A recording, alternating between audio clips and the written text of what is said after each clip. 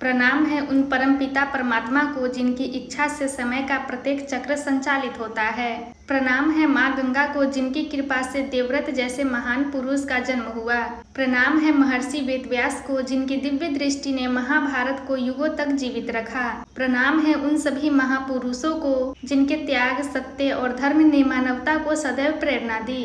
क्या एक पुत्र अपने पिता की मुस्कान के लिए अपना पूरा जीवन त्याग सकता है? क्या कोई राजकुमार स्वयं सिंहासन छोड़ सकता है? क्या कोई मनुष्य आजीवन विवाह न करने की प्रतिज्ञा लेकर इतिहास बदल सकता है?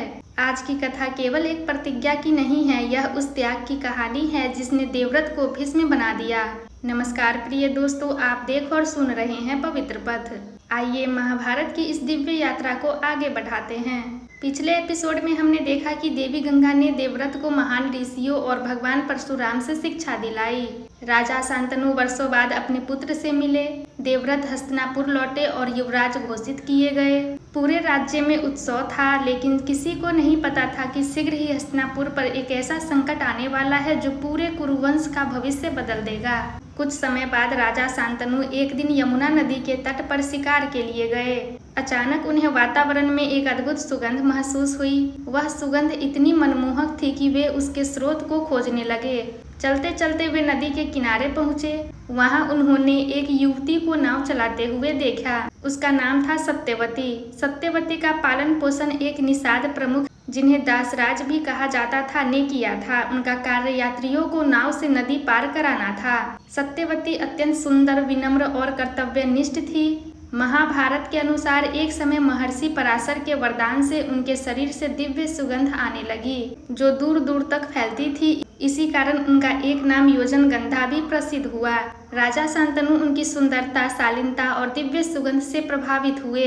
राजा शांतनु सत्यवती के पिता के पास पहुँचे। उन्होंने आदर पूर्वक कहा, मैं आपकी पुत्री सत्यवती से विवाह करना चाहता हूँ। दासराज ने राजा का सम्मान किया, लेकिन उन्होंने एक शर्त रखी। उन्होंने कहा, राजन, यदि मेरी पुत्री आपकी रानी बनेगी तो उसी से उत्पन्न पुत्र हस्तिनापुर का राजा बने।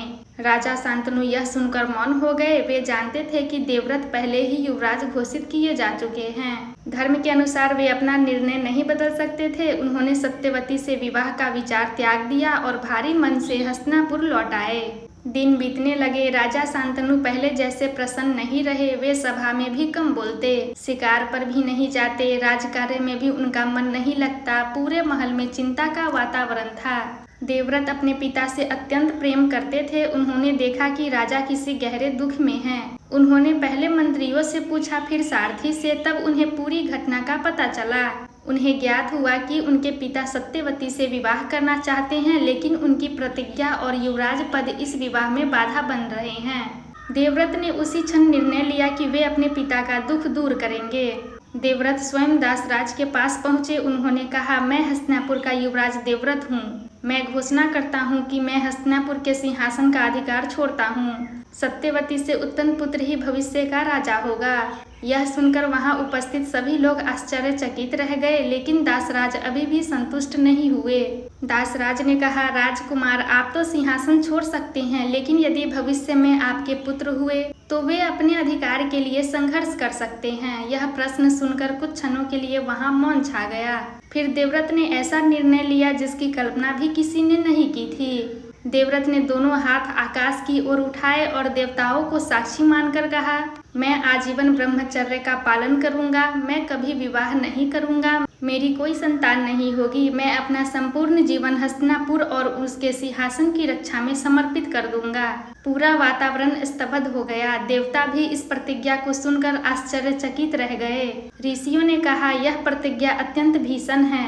उसी क्षण आकाश से पुष्पों की वर्षा होने लगी। तभी से देवव्रत का नाम भीष्म पड़ गया, क्योंकि उन्होंने भीषण प्रतिज्ञा ली थी। दासराज ने देवव्रत की प्रतिज्ञा स्वीकार कर ली। उन्होंने सत्यवती का विवाह राजा शांतनु से कराने की अनुमति दे दी। देवव्रत सत्यवती को सम्मान पूर्वक हस्तिनापुर लेकर आए। वहां राजा शांतनु और सत्यवती का विधि पूर्वक विवाह संपन्न हुआ।